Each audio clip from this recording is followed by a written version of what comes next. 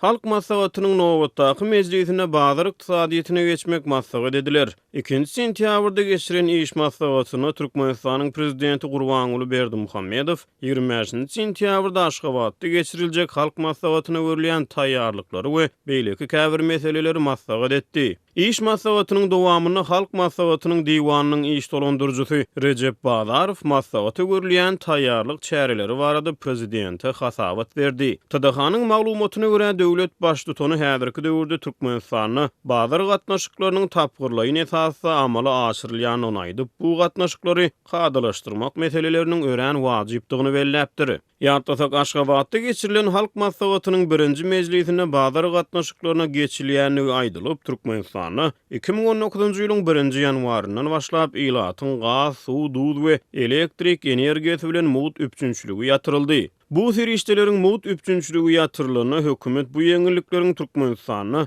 bazar ykdysadyýetyne geçilmegini bökdüýänligini aýtdy. Duşanbe günü geçirilen iş maslahatynyň dowamyny prezident Berdimuhammedow halk maslahatyna gelip gowuşan teklipleri hasaba almagy, olary seljermegi we umumlaşdyrmagy tapşyrypdyr. Azatlyk radiosynyň ýurt içindäki habarçysy 28 awgustda halk maslahatyna gatnaşyjy bir wekiliň sözlerine salgylanyp häzirki wagtda maslahatda göz öňünde tutulýan teklipleriň oňa gatnaşyjy wekillere öwredilýänligini habar berdi. Onun maglumatlaryna görä üstümizdäki halk maslahatynyň gün tertibine ilatyň mellek ýerlerini we olaryň saklayan mallaryny değişli salgytlaryň möçberini artdyrmak, bu töleglere değişli ozal bar bolan ýeňillikleri aradan aýyrmak, avtomobil ýollaryny değişli tölegleriň möçberini ýokarlandyrmak, Türkmenistanyň orta mekdeplerine ýokary klas okuwçylaryň okuw kitaplaryny tölegli etmek, ýurdun orta mekteplerine okuwçylary berilýän bilimi tölegli görnüşe geçirmek ýaly teklipler maslahat edilýär.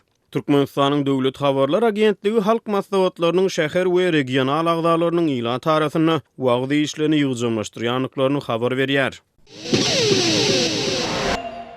2 sentýabrda täze okuw ýylynyň ilkinji güni Mari welaýatynyň orta mekdepleriniň okuwçylary aýyň aýagynda berilenjek gararsızlyk bayramy münasibetli at çapyşyga mejburi tomoşaçy boldular.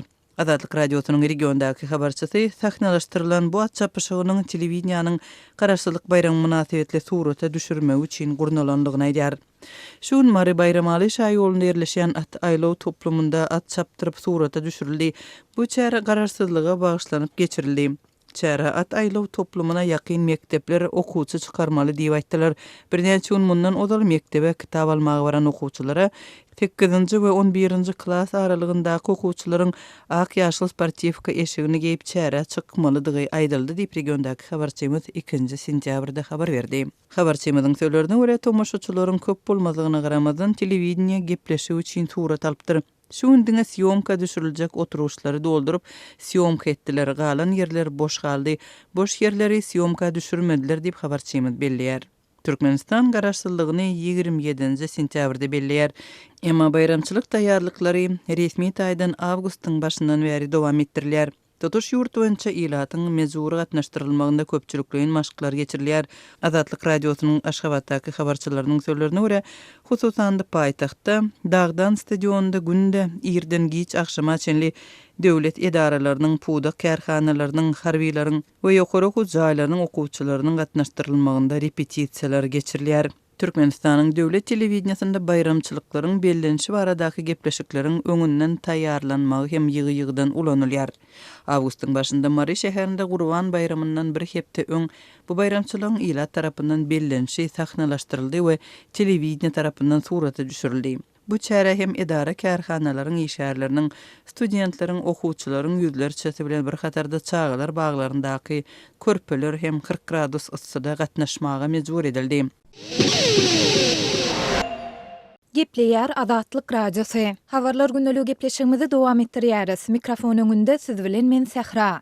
1 sentýabrdan başlap Lewap vilayatynyň administrativ merkezi Türkmenabad şäherinde yerli un söwda tekçelerinden ýitirim boldy diýip Türkmen News neşri habar berýär. Munyň sebäpleri heniz belli däl. Ýöne bu çöregiň bahasynyň ikisi ýokary galmagyna getirdi. Mundan ozal bazarlarda we hususy dukanlarda iň arzan çörek 2-3 manatdan bahalanan bolsa häzir ol 4-5 manada durýar diýip neşir 1 sentýabrda çap eden habarynda belliýär. Aýdylmagyna görä döwlet dukanlarynyň öňünde uzun çörek nowatlaryny çöreklerini hem görse bolýar. Bu ýerde bir sany buhanky çöreginiň bahasy 60 teňe möçberinde saklanyp galýar. Ýöne döwlet dukanlaryna getirilýän buhanky çörekleri nowaty duran adamlaryň ählisine ýetmeýär. Yerli ýaşaýjylar onuň insanperwer kömek hökmünde ýa-da satmak üçin o wansany iýerilen bolmagynyň ähtimaldygyny çaklaýarlar diýip Neşir Türkmenawatdaky çeşmesine salgylanýar. Şeýlede Neşir şäherde dollaryň gara bazardaky bahasynyň birden ýokarlanandygyny hem aýdyp, geçen hepdäniň ahirinde bir Amerikan dollary 17,13 manada barabar bolan bolsa, 1-nji sentýabrda 18,11 manatdan bahalanýandygyny hem bellidi. Azatlyk radiosuna bu maglumatlary özüniň Lewap welaýatynyň habarçylaryna we çeşmelerine tasdiklatmak ýa-da inkar etdirmek häzirlikçe başartmady.